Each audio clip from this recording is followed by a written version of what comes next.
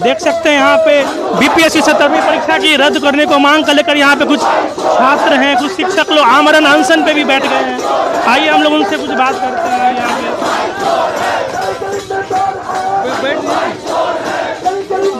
देख सकते हैं यहाँ पे अनशन पे बैठे हुए हैं।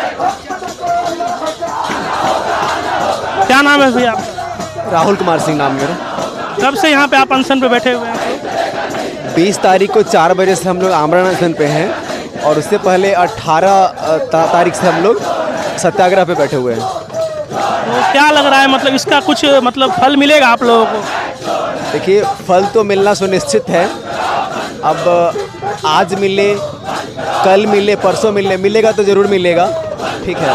लेकिन हम लोग बड़ा एकदम व्यथित हैं कि मुख्यमंत्री अब तक क्यों नहीं बोल रहे हैं। इतना बड़ा जो मतलब मामला है कि बिहार का एक बहुत बड़ा परीक्षा होता है बीपीएससी, है ना।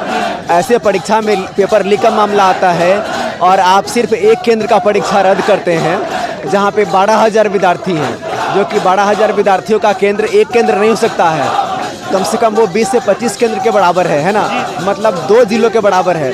तो आप उसके लिए अलग परीक्षा का आयोजन करने जा रहे हैं और उसका आपने नोटिफिकेशन निकाल दिया है। साथ ही 3.5 लाख विद्यार्थियों के लिए अलग परीक्षा, तो एक ही वैकेंसी के लिए 2 परीक्षाएं। ये कहाँ से मतलब संविधान को, है ना, मतलब समानता के अधिकार का उल्लंघन हुआ।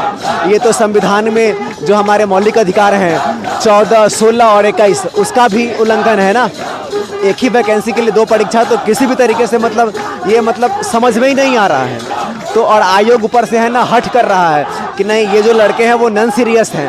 तो ऐसा करके आप हमारे मतलब संघर्ष को, हमारे मेहनत को, है ना, और मतलब अपमान कर रहे हैं। दूसरी बात कि अभी हम लोग आमरण अनशन पे हैं, तो अभी तक आयोग की तरफ से कोई हम लोगों से बात करने के लिए नहीं आया है।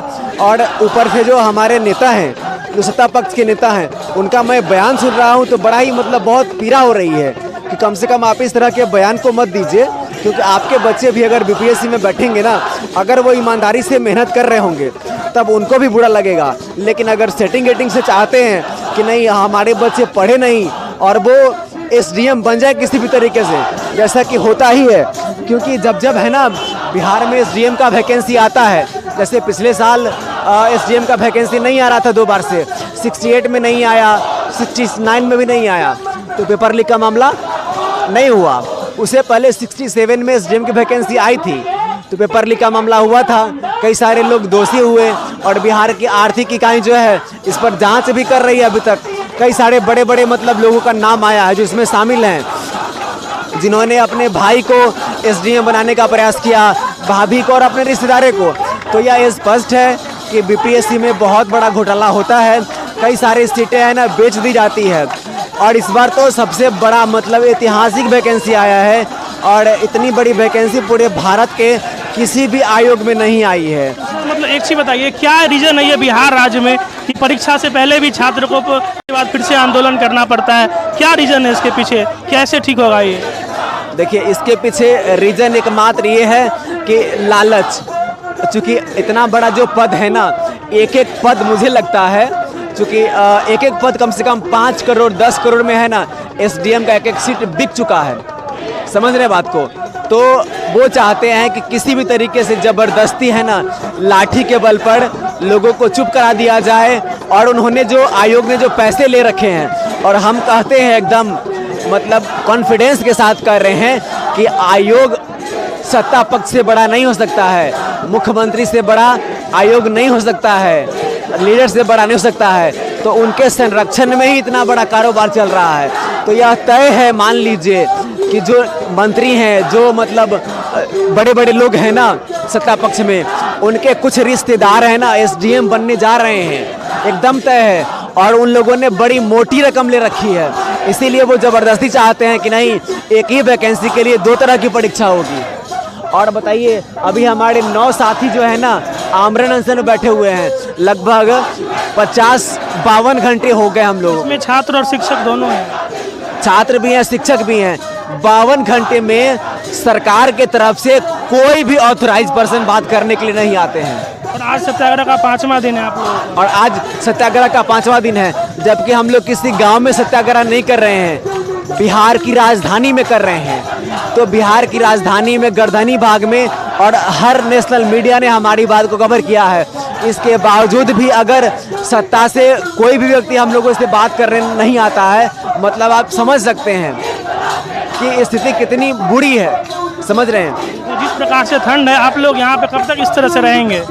देखिए, हमारा संकल्प तो यही है कि जब तक नोटिफिकेशन नहीं आता है, और अब तो हम ये कहते हैं क्योंकि 6 तारीख को हम लोगों ने जो प्रोटेस्ट किया था, तो हमारे साथियों ने यह मांग करी थी कि जो वंचित रह गए थे ना, उनको रीओपन करने का मौका दिया जाए। आयोग ने वो भी नहीं किया और मात्र परीक्षा की तिथि से 7 दिन पहले वो एडमिट कार्ड देते हैं।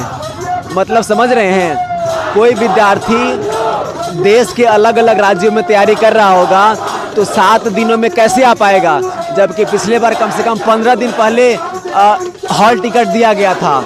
और ये जो है, यहाँ पे लाइट नहीं है लेकिन आवाज में कोई भी कमी नहीं है यहाँ पे जी, क्योंकि ये है ना भ्रष्टाचार का मामला। अगर हम लोग अपनी आवाज को कम कर दिए ना, तो आने वाली पीढ़ियों को ऐसा है ना भुगतना पड़ेगा, और अगले 2 से 3 सालों तक फिर से एसडीएम की वैकेंसी नहीं आने वाली है। तो जो विद्यार्थी अपने घर पे बैठे हुए हैं ना, उनसे हम यही बोलते हैं कि भाई आप अगले 2 से 3 साल तक संघर्ष करते रह जाएंगे और इतनी बड़ी वैकेंसी नहीं आएगी, और ये वैकेंसी भ्रष्टाचार की भेंट चढ़ने वाली है। इसीलिए प्लीज आप आइए और हमारे संघर्ष में सहयोग कीजिए। आपका नाम क्या हो गया? मेरा नाम राहुल कुमार सिंह है। देख सकते हैं यहाँ पे किस तरह यहाँ पे छात्र और शिक्षक दोनों आमरण अनशन पे बैठे हुए हैं कि जब तक इनकी मांग को पूरा नहीं किया जाएगा ये लोग यहाँ से नहीं जाएंगे।